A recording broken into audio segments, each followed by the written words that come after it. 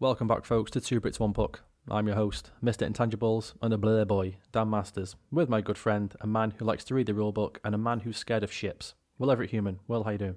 Oh, I'm good. You sound pretty dour, Dan. I'm not going to lie.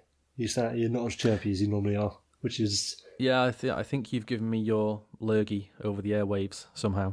It's called a computer virus, mate. Look it up.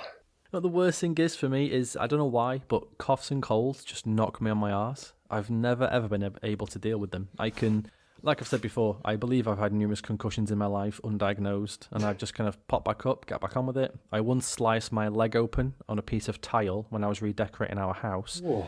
down to underneath the fat layer, and it was bleeding like an absolute mother. And all I did was, I put my leg under a boiling hot tap and then put a giant plaster on it. And I was like, yeah, I'm fine, I'll be okay. Well, but colds, I just want to lie in bed for a week. One of those ones that you just unroll, and it's like a...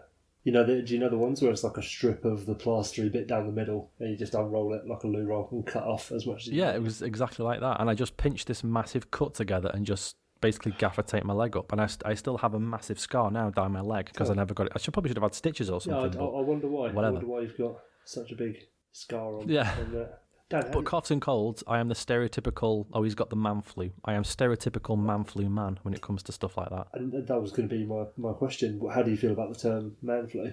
Oh, well, clearly, Will, I am more ill than any man has ever been ever. So I believe I deserve sympathy from you and our listeners. As much as it's meant to belittle men as a whole and our supposed ability to deal with things that the fairer sex can, it kind of subtly promotes that idea of masculinity, of like, if you're a real man, you don't feel ill, you just crack on. And that links back into the whole societal thing of, you shouldn't feel ill because you have to work. Your employer needs you, therefore you're not allowed to ever feel ill. That's my rant on man flu for this week, Dan. Thanks for coming. Don't forget tippy waitress. Good night. I poo-pooed the idea of work needing me a long time ago, and if I'm ill, I'm just staying off. I don't care. Sorry. It's fucking because criminal. Everyone has this idea that work needs them for some reason. No, if you left, they just replace you the next day. They don't care. They don't care at all. As we both climb down off our soapboxes. Great. Excellent.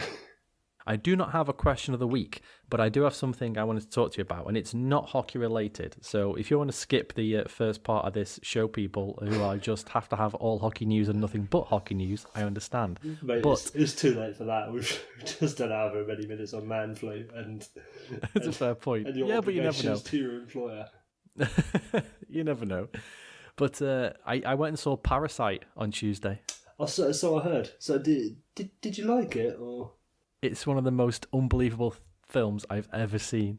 This is going to sound completely artsy-fartsy, and I don't know what the word is, but it moved me, Will. I've not been moved by a film like that for about 20 years. It was absolutely unbelievable. I implore everybody to go and see Parasite. I don't care if you're not used to subtitles or whatever. Fucking grow up. You can't read and watch something at the same time. Fucking have a word with yourself. It's 2020 for crying out loud. It's phenomenal. It's phenomenal, and it's joined my list of perfect films. I think I might be watching it this weekend, as my darling wife has shown an interest. Make sure you do. Do not read anything about it. Don't be spoiled. Try to go in as blind as possible. You have to. I know the rough idea about it. Not like the plot, but like the overarching theme and the message. But and there's no spoilers from me, but it's basically a family who's down and out. They get their son to go and work for a family who's done very well for themselves. That's all I'll say. Okay. Yeah, my understanding is it's very in fitting with the workers' rights. It is, but it's so much more than that. It's so much more than that. I believe that this film will be studied for decades, along the kind of Citizen Kane, Psycho, One Flew Over the Cuckoo's Nest. God. Parasite will be on... it is on this list, without question. I believe I've seen 6 perfect films. This is now number 7. And I hadn't seen one of them for... 2002, I think, was the last time I saw a film that I thought was perfect. So... Well, you can't just say that and not list the 6. It appears my fishing sentence has worked, as I was hoping you'd ask me that question. Well, it's funny. I wasn't prepared for this question at all, Will. Yeah. What else are your perfect films. If you haven't watched one since 2002, what came out in 2002? Spider-Man 1, the Sam Raimi Spider-Man. You're not going to get the last film I saw that I believe was perfect, because it was another Korean film and it was Old Boy. Oh, no, I probably wouldn't have guessed it, but Old Boy is incredible. Yeah. Not And then I've also got... I was thinking, you're never going to guess. This is like no clues or anything. Just guess which films I like, Will. It's an impossible question. Well, I'd imagine that they're fairly, it's not going to be bloody... it's a 12-minute short film by Polish director...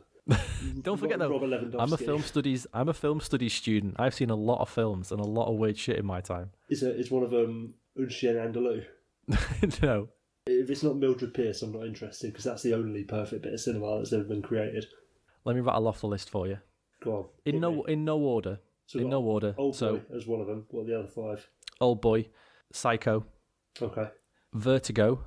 Is that another Hitchcock? Yeah. 7. Okay, yeah. Silence of the Lambs. Yeah. And this is the outlier. Oh, go on. But I'll stand by it. Finding Predator. Nemo. Predator. You think... Fuck off. You cannot... Oh, you've killed me with that take. You cannot look me in the theoretical eye and tell me you think Predator is a perfect film. I absolutely can. I think it's perfect. You're incorrect. That's just nonsense. Do you know what all of those films have in common? And actually, Parasite as well. You think it's one thing, but it's something completely different. And even when it does a complete 180, it still makes sense, and you still go, "Oh, okay, yeah, I can kind of see what's happening here now. I get that." Oh, well, the fact that it goes from we're hunting to being hunted is the 180. Yeah, the films. Yeah, Predator start again. It's when was Predator made? 1988 or something. If you've not seen Predator, spoiler alert. If you're not familiar, Arnold Schwarzenegger and his friends are a rescue team sent to this South American jungle to find this ambassador to rescue him. Then it turns out there's an alien hunting them through the jungle, and it becomes a game of cat and mouse. When the film starts, you have no idea that's what's going to happen. And it's hard now because certain films have been ruined or spoiled. So if you already know the twist in Psycho, then it's ruined. If you already know what Predator is, it's ruined. But when you saw it for the first time, which I did, you remember because I'm old, so I saw Predator about a year after it was released on video. I was completely blown away by it because I had no idea what was going to happen. But was there not... This is where, I don't know. I can't put myself in that time because I wasn't there, but I'd have thought that Predator would be fairly obvious what it's about.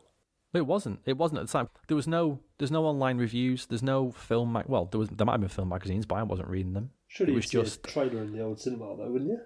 I'm not that old. I saw Predator when I was like 10. Oh... Exactly. So, and that's why. All right, yeah, but just because you at 10 years old didn't know what Predator was about, that's not a like a stand-up testimony for the general understanding that grown adults had of Predator at the time. I agree. I didn't say this is a list of perfect films and I've canvassed every single person in the history of the universe. I just said this is my list of perfect films, and I think Predator's on that list. On the twist side of it, I reckon if Predator came out today, if it had never come out and it came out today, even disregarding the whole digital age sort of shit, I reckon there's a fair understanding that, okay. Because you can't tell me there was a trailer for Predator that dressed it up as solely a rescue mission. I don't know. And I didn't... I mean, maybe if I go back and look at trailers now, maybe they give it away. But when I saw it, I still think it's a film that holds up for that reason. Is it starts out as one thing, it completely flips, and then even after it's flipped, the flip makes some kind of sense, and it's still good. Yeah, it's a good film. No question in that. That's always the one that people freak out over when I give them my list. I know that's why I always save it till the end. Because the rest of them are like, I don't know, I'm hesitant to call the films intelligent or whatever, because that's always just a fucking nonsense thing to say about a film anyway, but Predator is the outlier. You know what this is, don't you?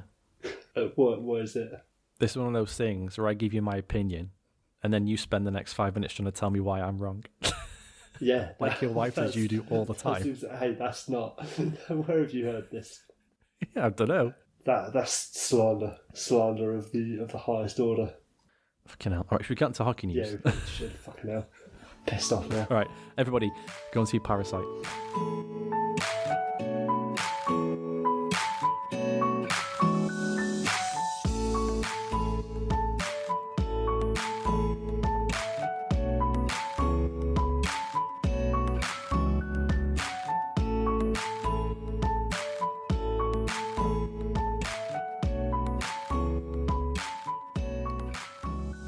Hey everybody, it's that time of the week.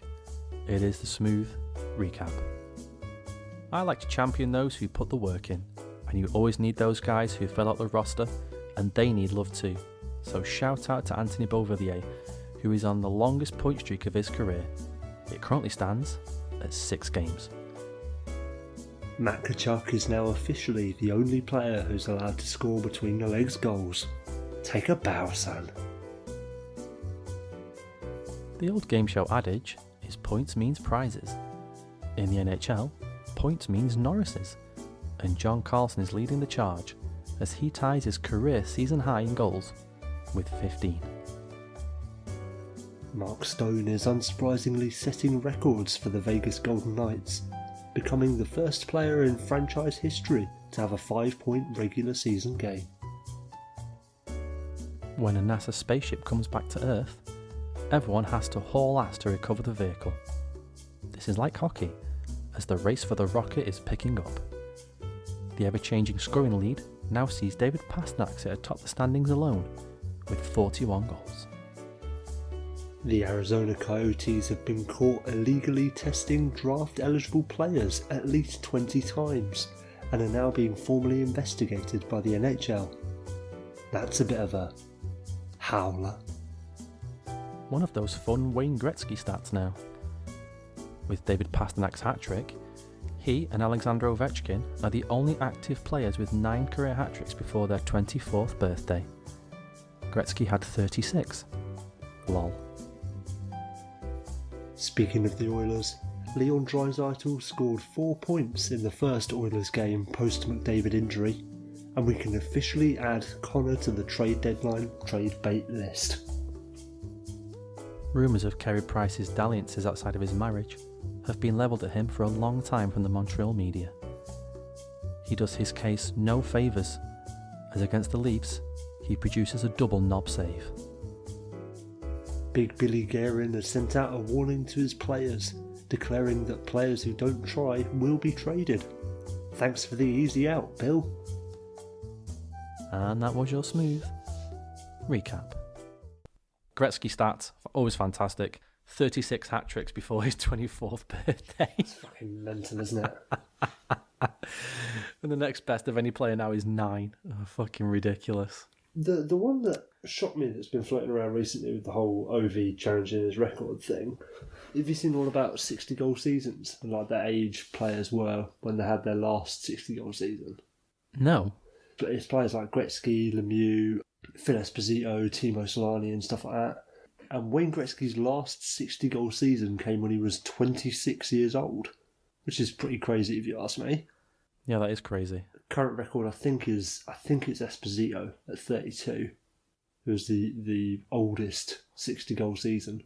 But yeah, to hear so like Solani and Lemieux and everyone else had done it later in their career than Gretzky had done, which is obviously 36 hat-tricks before your 24th birthday is just mental.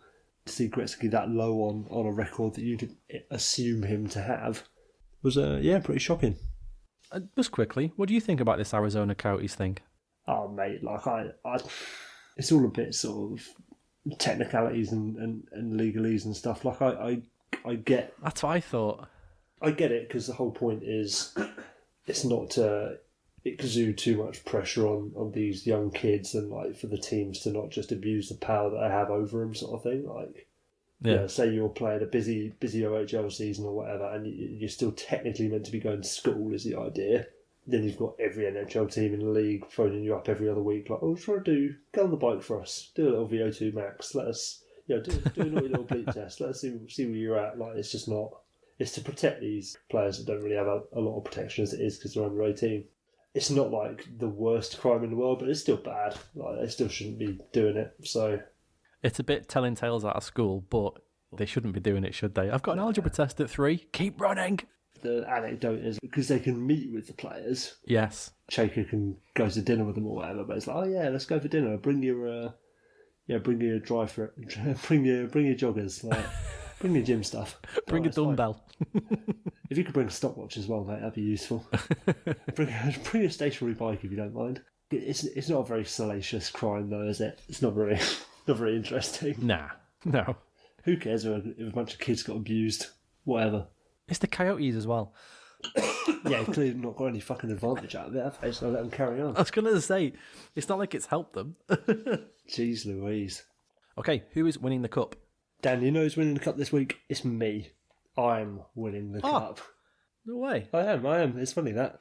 Do you remember last week when we were talking about a certain team in red and black that I absolutely hate? Not Man United. It was the Chicago Blackhawks. Yes. And I specifically said Mark Lazarus was a tit for saying they were back in the race. And Dan, do you know where they are in the standings now? In the Central Division standings, by any chance? I'm going to take a wild stab in the dark and guess lower than they were last week when we had this conversation. Oh, yeah. Can't get much lower, Dan, because they are bottom of the division. And, there we go. And Big Willie Styles right yet again. Congratulations, me. Big Willie Mystic Meg over there. Fantastic. Wistic Weg. Wistic Weg. Get out. Winning the cup for me is, we all like a feel-good story. It's Ilya Kovalchuk. He's been rejuvenated. He's putting up some points for the Habs. Now, better teams are now sniffing around, looking at him as a little bit of a lower-down scoring option. Now he seems to be finding the back of the net and picking up a few points. I enjoyed him. I enjoyed him shushing the Devils fans who would give him jip all night. Beautiful. And did you see that video he put out of him murking his kids, which was fucking hilarious? Yeah, I did. Very underdressed for the weather. I just said Mr. Kovalchuk was. He wasn't wearing a thick enough coat for me. He is Russian. It's probably warm to him. He probably still feels cold though, doesn't he? Nah, Russian men, they're made of sterner stuff. Just made of absolute. Yeah, they're just made of sterner stuff, aren't they? That's a fantastic. One of the best things about having kids is the fact that you can do that kind of thing to them. I mean, generally, do you reckon Conor McDavid's dad can do that to him? I was going to say maybe when he was 5, but probably not then either. No, I reckon Conor was deking out his dad as soon as he got on skates. Well, that was it. he's deking out the midwife. The midwife's got. Oh God, I'm sorry, Mrs. McDavid, but I've got to make this joke. The midwife's got a hand inside Mrs. McDavid, and she's like, "Oh God, I can't find him. Where's he gone?" Oh yes, he's eluding the demon. Defenses are now thinking the same thing. For having the sonogram is like, sorry, you just won't stop doing spinorama, so I can't keep up with him. All right, who's getting relegated? The Flyers are getting relegated, Dan.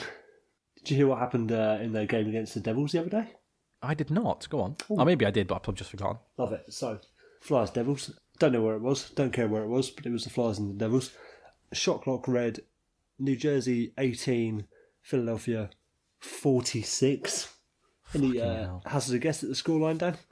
Well, I'm going to guess the Devils won then. Oh, yeah. 5-0 to the New Jersey Devils. Oh, my God. You love to see it. You live to see it, I'd say. That's everything I'm here for. 46 shots. That's and you get shut out. That's fucked up. That's a hockey ultimate team scoreline, that is. You just batter some absolute no mark and he just wins somehow and you're just like, that's it, this game's bullshit, it's scripted, I'm turning it off. So says the bitter man, who's absolutely shit at Ultimate Team. Oh God, yeah. I'm completely bitter about it, that's why I don't play it anymore. So have you got relegated then? Unfortunately, this might become a weekly segment of why I'm going to relegate the San Jose Sharks. But excellent. They lost heavily to the Calgary Flames in midweek. Would you like to know, Will, some of the Flames scorers on that night? I do remember 3 of them, but please enjoy a moment to enlighten those who might not be as in the know. So the San Jose Sharks lost. I mean, combined spend on D, what's the salary cap? 81.5 million? Yeah. And their D core cost about 60. Something. I mean, I might be rounding up a little bit there, but it's around there. Yeah. Noted Flame scorers on that night were Mark Jankowski, Milan Lucic. Nothing wrong with Mark Jankowski. I mean, Milan Lucic, former 30-goal scorer. Nothing wrong with that. Yeah, Stanley Cup winner, obviously. Stanley Cup winner. Zach Ronaldo. The footballer. Yeah, exactly. Brazilian superstar. And Toby Reeder. Reeder, of course, a man famed for scoring so few goals, he was publicly called out by Bob Nicholson while he was in Edmonton. Didn't he score no goals last year? Did he end on 0? Yeah, he scored no goals. And Bob Nicholson basically said if it wasn't for Toby Reeder, we'd be in the playoffs. Oh, I'd completely forgotten about that. You forgot about that? Fuck you, Toby, it's all your fault. Yeah, it's all. We had a segment on that. I remember it being quite funny. It's all coming back to me. Oh dear me. I'm going to say this every week as well. If you don't want the Sharks to bottom out completely and the Sens get the first and second overall pick, what's wrong with you? because that has to happen. Oh yeah, without a doubt. Without a doubt. If it ended right now and standings were as they should be and there was no lottery, the Sens would currently have picks 3 and 5. Should we take ourselves down to Tankathon for a moment, as we're getting about that time of the year? Good idea, good Let's idea. have a quick little look. I'm just loading it up now, so I'm going to do one sim lottery and let's see where we end up. So current sim has got Ottawa winning the first overall pick and San Jose bumping down to the 6th overall. But still, that's the thing. Like, they don't have to get 1 and 2 for the Senators to be in a bloody good situation in the draft, especially in this draft. Draft. Scary. I mean, Bettman hates the fact that the Sens are a complete disaster. If he's got any sense, oh he'll yeah, rig it. he should. He should. But I was thinking about this earlier because they hired their CEO today, didn't they? Or yesterday? Or yes, yeah. I read an interview with him. And that registered not at all, and it just made me think, completely. Yeah, we have not heard anything about the Sens for at least a year now. Like, they've just faded back into. I haven't thought about the Ottawa Senators in months. Devastatingly, the Ottawa Senators have become a hockey franchise. Very, very normal now, doing very normal things. And instead of some kind of one-team news outlet, which they were for ages. Basically, TMZ in a jersey. Okay, how many starter scratches you got? I've got a pair of each. Oh, I've got 3, and then one scratch that I just love to the ends of the earth. Oh, so I'm excited for that. Start with who's your first starter? Columbus Blue Jackets, current underdog champions, I would say, of the NHL. Who better to drop the puck at a game this week than James Buster Douglas, who shocked the world 30 years ago this week when he knocked out Mike Tyson in Tokyo. Oh, I was thinking, where do I know that name? At the time, he was the longest ever odds for a boxer to win a boxing match. I remember my dad and my uncle and friends stayed up to watch the fight, and they just came back the next day like they'd just seen, I don't know, like they'd just seen Parasite or something. They were just sort of, the world's changed. They were just stood in complete shock, and I said, "What happened?" And he just, he said, "Oh, Douglas won." And the way he said it was like he'd been at war or something. He just couldn't believe what he'd seen it wasn't real. No one better to drop the puck for the Blue Jackets. Perfect. A match made in heaven. I'm going to start another noted scrapper. I'm going to start Antoine Roussel and a fan alongside with him. This is great. A little double. So Antoine Roussel. Who were they playing? I forget the team. Oh, I can't remember. Doesn't matter. Whoever Jared Tenardi plays for now. Maybe the Sabres. I might be making that up. Whatever. So he steals Jared Tenardi's stick and he lobs it into the crowd. The fan who catches it proceeds to chug a beer in celebration. What more could you want out of a comedy double act in this day and age? Mwah, magnifique. That may have been the most hockey segment of the year so far. I think so. Yeah, for starting. I think it's just very pure hockey related. Definitely. My next starter is Hockey Day in Canada, but a certain part of Hockey Day in Canada, because I'm sure it was a lovely affair. But the best bit was they had hockey dogs on show, and one caught my eye the most, as there was a German Shepherd pup called Nigel. And I'm starting Nigel because I love pets who've got human names. I think it's fantastic. I mentioned on Twitter at the time, I had a friend who had a cat called Glenn,